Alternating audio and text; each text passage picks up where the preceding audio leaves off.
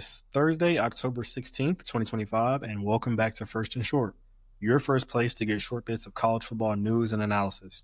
My name is Aaron. I'm here with my co-host Mashfik, and we have a lot on the agenda for you today. But before we get started, I want to please let you guys know to subscribe. We are on YouTube, Apple Podcasts, and Spotify. Please hit that subscribe button. Yep. So on the agenda today, we have some final thoughts on the James Franklin situation and a few other coaches. We also have, the perfect couch potato weekend viewing for you for week 8. And we're going to do a couple of deep dives on some of the big games this weekend. With that being said, I'll hand it off to you, Mash, on James Franklin. Yeah, so I know the name of this show is called First and Short. And on Sunday, we were a little too first. I think we recorded pretty early in the morning. And by the time we did the editing and as I was exporting the video to put on YouTube, James Franklin got fired. So we didn't get to report on that one first. But so because of that, you've probably already heard everything that's happened around there. So we don't want to belabor that point. But, Aaron, you and I, we were texting Sunday morning when this happened. And I just wanted to provide, some final thoughts here. It was crazy to us that a team would do this in the middle of a season when a coach like James Franklin was able to bring your team from pretty mediocre depths of the Big Ten and the national landscape to a national championship-esque caliber, right? They didn't win one, but they won the Big Ten once. They had multiple. They had 2 playoff wins last year. All the 10-win seasons, blah, blah, blah. You can name off all the accolades. James Franklin did that for Penn State. And then 1 0-3 slide makes you kind of lose all that equity. That was surprising to us. In our last video, we literally had steps for James Franklin to kind of take from our perspective. But I guess, I'll just say this, Penn State, their organization, whoever they have in mind, that person better be excellent. And that person better be able to take whatever James Franklin built and get to the next step. I don't know if that person is available on the market right now, so I don't know where that person is coming from. I don't know if Penn State has someone internally who that would be. I mean, it's not Jim Knowles. It's probably not him. So I don't know if they have someone internally to be able to do that. Who will fill his seat? I mean, since this has happened, we've seen a few names. Marcus Freeman from Notre Dame. I feel like he's pretty secure in his role. Kurt Cignetti from Indiana. This one makes sense. It's a jump up. It's a better job. It's still in the same conference. So, you're going to be recruiting from kind of the same places. That one makes sense to me. Another one that didn't make sense, Mike Elko. Apparently he's from the area, but I feel like he's got a great spot where he's at Texas A&M. I think he's an alumni at Texas A&M. I don't see him leaving there for that. So I don't know. But what I did find interesting were the reports around Billy Napier. So James Franklin is nowhere near the end of this coaching carousel that's about to go off the rails. So, there's reports as of, I think, yesterday or 2 days ago that Billy Napier is going to be out on Sunday no matter what happens during this game against Mississippi State, win or lose. And that's obviously a recipe for Florida winning this game by like 50 points. But, typically, I don't want to add to conjecture or, the he say, she say stuff. But it's interesting to me that a school would do that, put that information out there, especially right after James Franklin gets hired. I think Florida's going to look to James Franklin. I think that's the only reason they're trying to do this. They're trying to get him booked and bring him back to the SEC. Aaron, do you have any thoughts on that? Wow. Yeah, I mean, he did have some success at Vanderbilt. I remember him as years. I mean, he upset Georgia one year. Back to the James Franklin vacancy at Penn State. One name that I heard that you didn't mention, I did hear, I think his name is James Rule, or Matt, is it Matt Rule? Matt Rule from Nebraska, yeah. Nebraska, right? Yeah, I've heard that name. I'm not sure how secure he is at Nebraska, but, there's no telling who can get this job right now. We're in the middle of the season, so it's not opportune for other coaches to step in and do an interview, Yeah, but you know what? That's beyond us. We're here to talk about football, so let's get into the football that we're going to be watching this Friday or this weekend. this weekend. And you said it right. It starts Friday. Friday night at 7. We got Louisville going down to Miami. So Miami's ranked number 2. They look so dominant this year. But Louisville's only loss comes to ranked Virginia, who's ranked number 24 right now in the nation. Yeah. And we know Virginia upset Florida State earlier this year. So with that being said, Louisville, they have a top ranked defense in the ACC. They only allow about 262 yards per game. So the question is, can they contain Carson Beck? Can they contain this Miami Hurricane offense that's proving that they're legit? I don't think they have enough firepower to stop them, but I think they'll make it a good game. But I got Miami in this one. Yeah, I was gonna say Louisville. I don't see how they get enough points in this one. Not that Miami has the best home crowd, home field advantage or anything like that, but Miami's looking really good. I'm gonna pick Miami on that one for sure. Nice. So yeah, next on the list, Friday at 10:30, we got UNC traveling to Cal. Is this Bill Belichick's last game for a conference game? UNC at Cal. UNC at Cal for a conference game at 10:30 at night. Yeah. Yeah. So we see, Bill Belichick's. Is this his last game? Do you want to expand upon that, Mash? Yeah. So okay, let's go back to the coaching stuff, right? Like, I saw reports where UNC is trying to find. So they're trying to pull some recruiting violations out the hat to try and find a reason to get rid of Bill Belichick, and it's like, okay, who are these people that's making these decisions? Like, how did you not see this coming? Like, how did you not see this coming? I don't know. So, it could be a Billy Napier type of situation where they're just waiting for him to lose one more time before pulling the plug. So, yeah. So I think with looking at this game, Sanga Palatelli, there we go. He's been looking pretty decent, not great. I thought he'd be shining a little bit more by now, but UNC, to me, they're dead in the water. So I'll let you go first since you introduced this game. Who do you think's going to win this one? Sure. Yeah, like you said, UNC, they haven't shown me much this year, so I'm going with Cal. Yeah, I'm going to choose Cal on this one too. Mm-hmm. Nice. All right. Yeah. So that's about what we'll be watching Friday night. Saturday, number 10 LSU at number 17 Vanderbilt, 12 p.m. Starting the day early there with an SEC showdown. Question here is, can Vanderbilt bounce back after that tough loss, against Alabama? I think they will. I think they'll be able to do that. But, it's yet another challenge to prove that they are, a good enough to an elite football team this year. They just have to prove it to prove it the rest of the season that they even deserve to be in the college football playoff. But in my opinion, I think we've seen the issues that LSU offense has, but we've seen LSU's defense shine. I think the defense will be able to carry them.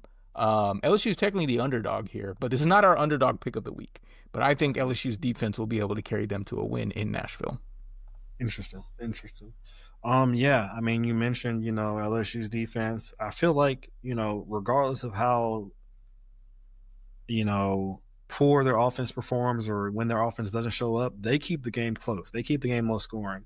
I'm going to have to agree with you, disagree with you here, though. Diego Pavia, he's my my favorite player to watch this year, and I think he's going to find a way to bounce back, and he's going to find a way, in my opinion. This is my take in left field. He's going to find a way to send this Vanderbilt team to the college football playoffs. So okay. I think they're winning this Saturday. Gotcha. Wow, that would be an amazing feat on his part. All right, let's move on. Get your second TV ready. Number 12, Georgia Tech at Duke. Duke is unranked, but they're a sneaky unranked team. This game is also at 12 p.m.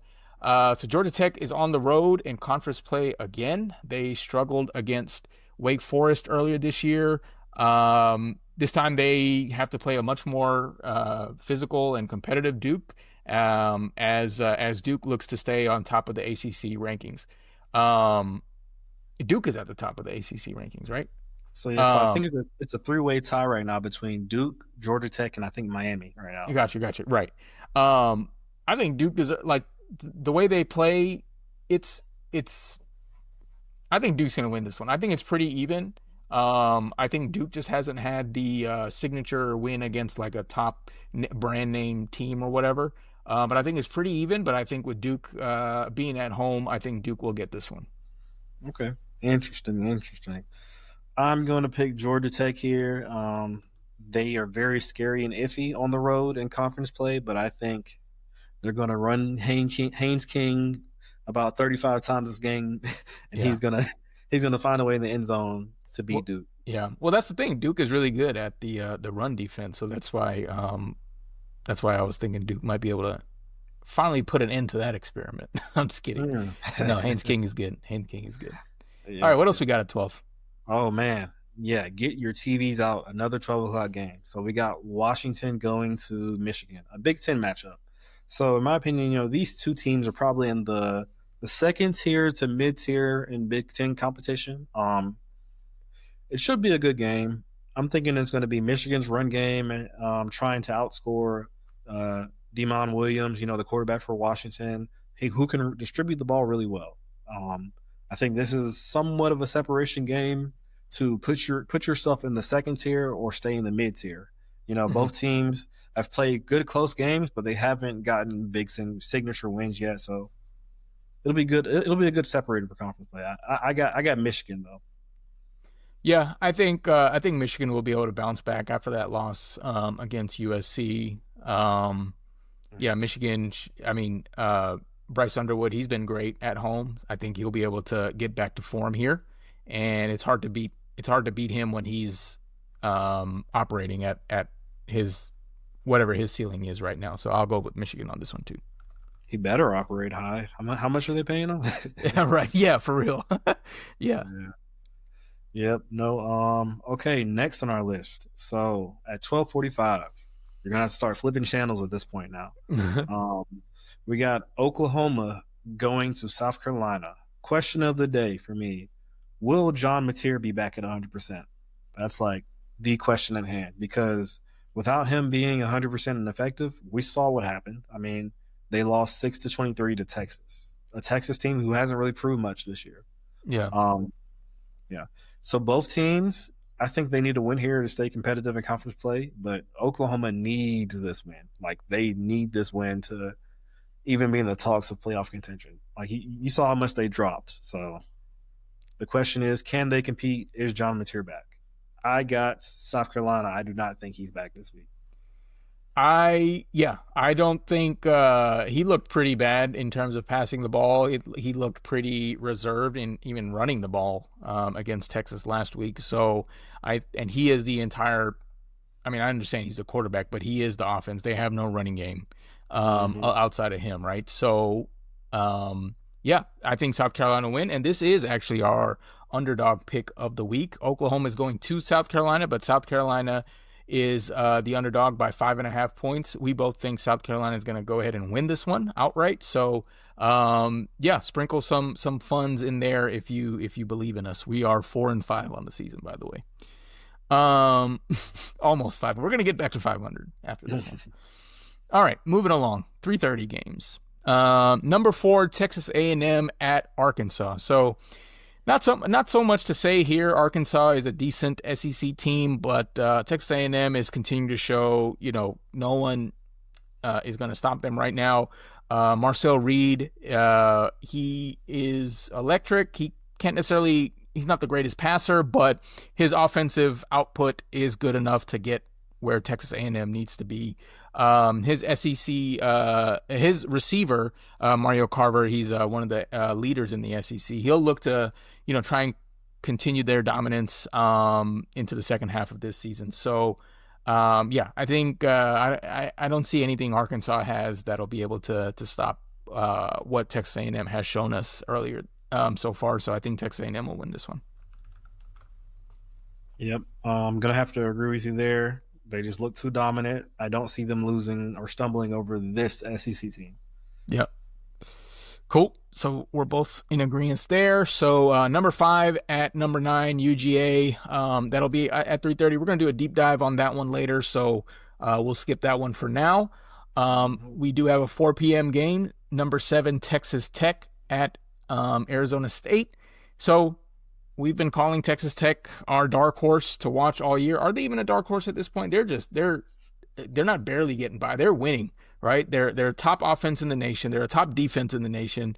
Like, where's the weakness for this team? I feel like a dark horse has to have like an Achilles heel or something. But right now, the only limitations are, injuries. Baron Morton is day-to-day ahead of the Arizona State game this Saturday. This is the second time he's hurt his leg after being sacked. So regardless, him or Will Hammond. Will Hammond's been good as well. Texas Tech hasn't shown any signs of slowing down. I think that's my pick for them to win this weekend. Yeah, man. Texas Tech, they're first in the Big 12. Arizona State is kind of disappointing. I thought they were going to compete for being up there, but they just haven't shown up this year. So I'm going Texas Tech as well. Yep. Okay. And so moving on into the evening games. So at 7 p.m., we got number 21 Texas going to Kentucky. Texas, they're looking to potentially roll over Kentucky this weekend away. They are a 12.5-point favorite on the road. The question is, can the Longhorn defense, can they contain Seth McGowan? He's an angry style running back. He's going to run aggressive. He's going to run hard. Another question is, how good will Arch Manning look in this one? And I just want to say he's received a lot of criticism this season, kind of been the scapegoat for the the stagnancy or mediocrity of the Texas offense right now. But I mean, where is the rest of his support? He has a supporting cast around him on offense. And if you look at the statistics, he's the leading passer, of course, but he's the leading rusher with 194 yards this season. So what's going on? This would be a good game for Texas to really make some improvements and some strides, because the road is ridiculously tough after this one. The schedule doesn't get any easier. All that said, I think Texas will win this one. I just hope they, make some major improvements to get ready for much more, important games if they want to keep playoff contention alive. Yeah, I think I think the best case for Kentucky would be like, they kind of played Ole Miss close this year, but yeah, I don't see Kentucky being able to do enough. I understand Texas is kind of like in a bad spot, right? But I don't think Kentucky has enough to kill the animal, kill Bevo, so to speak. So I think Texas will win this one.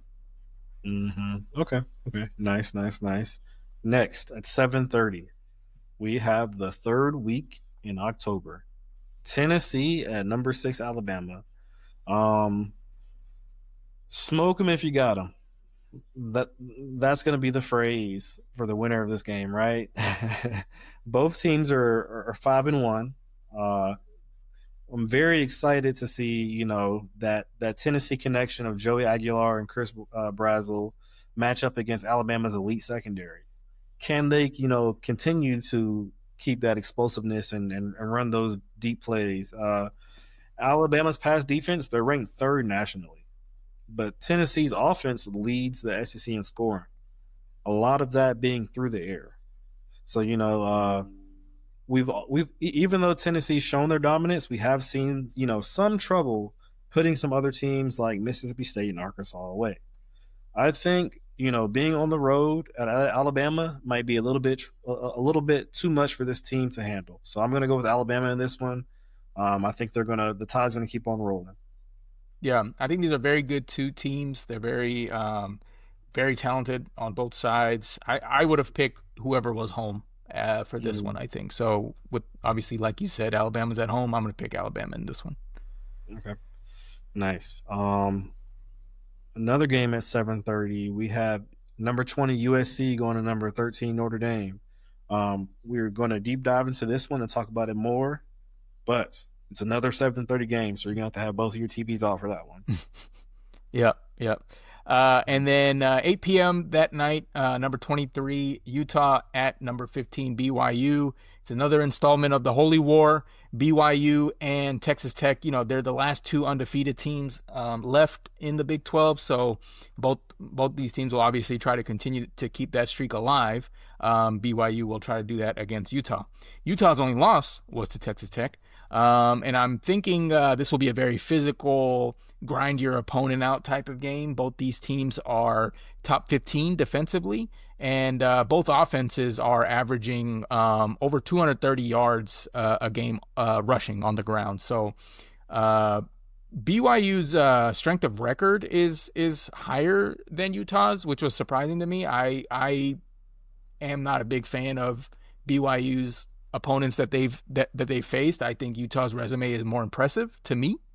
And for that reason, I think Utah will get the upset here. I think they're very evenly matched. And one of these days, Bear, the freshman quarterback at BYU, I think his freshmanness will catch up to him, and I think it'll be this one. Okay, interesting. Yeah, I'm gonna have to agree with you, on both teams being evenly matched, but I'm gonna have to disagree with you on the outcome of the game. Okay. I think Bear's gonna find a way to be a Bear and win this game and keep BYU undefeated. So I think it's gonna be a good win, but I think BYU comes out on top. Nice. All right, so we promised you guys a couple of deep dives. I will start. Number 20 USC at number 13 Notre Dame. Once again, this will be at 7:30 p.m. Honestly, this is one of the best rivalries in the sport. Before all the conference realignment nonsense, this was one of the games you could look forward to. That was a classic East-West versus West Coast type of game, right? So they've played every year since 1926, except for during World War II and some COVID years. So as the rivalry stands, Notre Dame leads 50 games to USC's 37, and Notre Dame's won the last two. Apparently, this is the last time they have this game scheduled because USC is unclear in how the changing CFP, formats will affect their standings if they have to play a quality out-of-conference opponent like Notre Dame every year. So, the latest I read, they're trying to take this on a year-to-year basis. Sounds bogus to me, but what are you gonna do? That's the world we live in. Can't even enjoy a good rivalry like this one. So, Aaron, looking at this game, what are you most excited to watch? What are you most excited to watch about this game Saturday evening? Yeah. I mean, so besides it potentially being the last matchup we see for the next year or two, or whatever's going to happen, I'm excited to see, how Jaden Maeva handles the Notre Dame secondary. Last year, Xavier Watts, he was able to get 3 takeaways in this game. He completely destroyed USC's hopes of winning last year. Maeva has been super elite this season, but he faces a pass defense that has played pretty stingy football over the past 3 weeks. If Notre Dame can get pressure and confuse the young quarterback, they will win. If Maeva is clean, the Trojans' pass offense is number 2 in the nation. They should shred the secondary apart if he has time. They are ranked in the hundreds in pass yards allowed. So if you give the quarterback time, he'll be able to expose this Irish secondary. Mm-hmm. I think that, the story will be USC's offense versus Notre Dame's defense. What do you think we'll see out of Notre Dame's offense and USC's defense, Mash?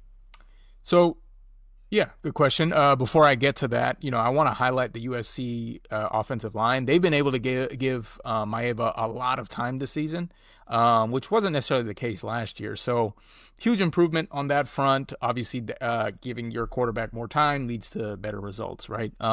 Notre Dame's pass rush needs to be on their A game if they want to get past this improved offensive line. They're currently in the top third nationally, ranked nationally. So that will be, an interesting battle to see as well in terms of USC offense versus Notre Dame defense. As for Notre Dame on offense, I'm worried they're not going to use Jeremiah Love enough. We've seen that happen a couple times throughout this season. I'm not sure if there are other issues that he's dealing with health wise or whatever, but they're going to have to lean on him if they want to win here. In the two games that Notre Dame lost, he averaged 3.85 yards per carry, so right under 4. In the games that he won, he averaged just over 6. So that's going to be a stat that I'm going to look for as the game goes on to maybe give an indicator as to how the Notre Dame offense is doing, or how their team result is going to be at the end of the game. So yeah, that's something I'm looking at. Interesting. So, I mean, how do you think CJ Carr will handle the pressure of a rivalry like this? Yeah, I mean, obviously it's a good thing they're at home. It's hard as a redshirt freshman. He's been improving throughout the year. He's doing a lot better than I thought he would at the beginning of the season. But luckily, he's got Jeremiah Love, excellent player. And of course, a quarterback's best friend, a tight end, Eli Raridan. His tight end has the second most receiving yards on the team. So he's obviously utilized his abilities a lot this season, and he'll need to lean on him as well a lot in order to get him out of sticky situations. So USC's pass rush is a lot better this year. I mean, USC's defense was like the joke of the entire sport last year, and right now they're a lot better. In fact, they're ranked pretty high. Notre Dame, they're ranked pretty high. Notre Dame has only faced one pass rush that's been ranked better than this USC pass rush all year. Texas A&M was that first one, and they lost to Texas A&M. So ultimately, I think too much will hinge on Jeremiah Love's production in order for Notre Dame to find success during this game. USC gets offensive yards very easily. They're ranked number 5 in third down conversions. That means they stay on the field a lot. USC is great in the red zone, and Notre Dame allows opponents to score on 85% of their red zone trips. So USC is great when there's less than 20 yards left, and Notre Dame just lets them through. So I think USC will be on the field a lot longer than Notre Dame will, and I think Notre Dame won't find enough points on offense in this one. So to me, it just sounds like a lot of special teams and a lot of ticky-tacky stuff will have to go Notre Dame's way. And if I'm gonna make a pick, I'm not gonna expect that to happen. So to me, it points to a USC upset here. Mm-hmm. Okay. Yep. I'm gonna have to agree with you there. Really like how Lincoln Riley's, turned the team around this year, and yeah, I think they'll get the win. Yeah. Alrighty. So our next deep dive, we have number 5 Ole Miss going down to number 9 UGA at 3:30. Buckle up, folks, because Athens is going to be the epicenter of college football this weekend. ESPN's College Game Day is rolling into town for this top 10 showdown between, Georgia and undefeated Ole Miss. The stakes really couldn't be any higher this weekend. Playoff contention is the name of the game, and both squads know it. For Lane Kiffin's Rebels, a win keeps their perfect season alive and vaults them into a serious playoff contention territory. For Kirby Smart's Bulldogs, it's a chance to reclaim dominance after last year's humbling loss to Ole Miss, and prove that they're still an elite team despite, the mid-season stumble. The energy in Myers Quad will be electric on Saturday morning, and by 3:30 kickoff, Sanford Stadium is going to be rocking with playoff dreams on the line. Yeah, nice. Yeah, I mean, we'll start with Georgia here. If you're let's say you're a Georgia, let's just say you're a Georgia fan, right? What are your comforts and concerns going into this game on Saturday? Sure. So for comforts, if I'm a Georgia fan, it has to be the supporting cast around Gunnar Stockton. We're starting to see offensive players consistently be productive each game. At running back, you see Chauncey Bowens. He's really stepped up, and he's become a reliable ball carrier. He's averaging 5.3 yards a carry. I know he had some, injury lingering last game, so he didn't touch the ball as much. But the load is starting to shift towards him in lieu of Nate Frazier. So that's interesting. Yeah. And wide receiver, you have Zachariah Branch, who's almost always going to get the dink and dump passes, and you want to see what he does in space. He's been really good at that this year. Yeah. And then for the deep threat, Colby Young, he's really stepping up and he's becoming that guy that we're making those long passes to. He's reliable. He's tall and he creates separation. Um, on defense, you feel comfortable in your front seven. This defense has been averaging under 100 yards rushing given up per game through 6 games. You got linebackers like C.J. Allen, who's all over the field, and defensive tackle Christian Miller, who's a tree stump in the middle of the trenches. You feel confident in them being able to hold up against the run. Now, if you're a Bulldog fan, some concerns you should have for the Dogs immediately point to their secondary. Vomit. Yeah. So we've seen this season, Georgia's defense give up so many yards, so many third down conversions, touchdown passes, all on pass plays. The question is, can they hold up against this top Ole Miss offense, who we'll talk about later? And how well can they perform and limit them to scoring? The other major concern right now is their slow starts. If you watch Georgia games this year, you've seen a team that has had major inconsistency from quarter to quarter. Is it poor, preparedness? Is it poor execution? I mean, it's hard to say each game. Either way, go ahead.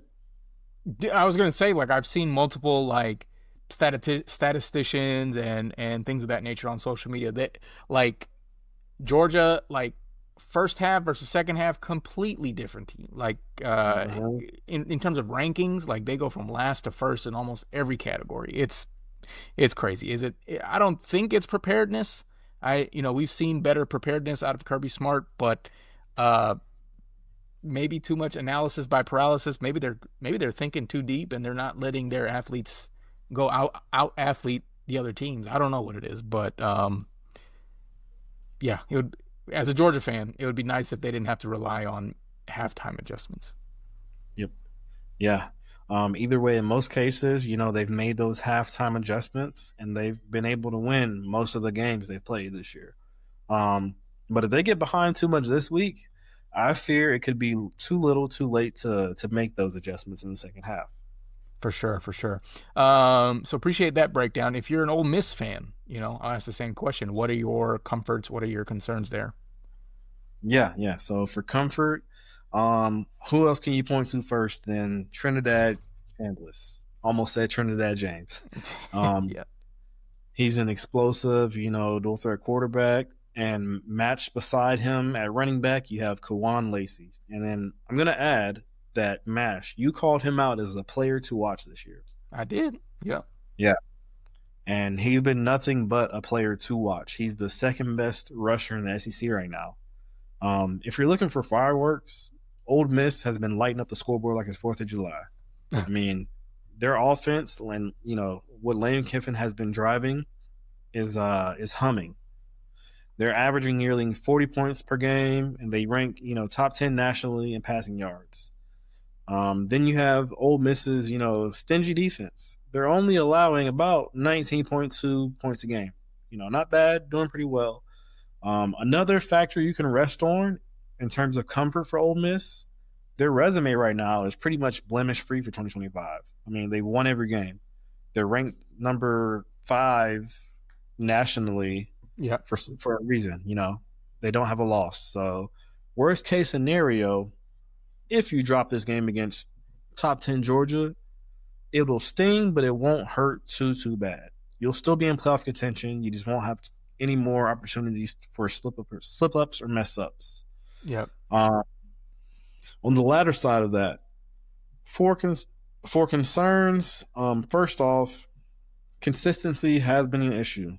You can look at just last week at their narrow escape 24-21 against Washington State, a team that's below are they below 500 right now? I think I'm not sure of their record, but one could say they were looking ahead. They were probably looking ahead.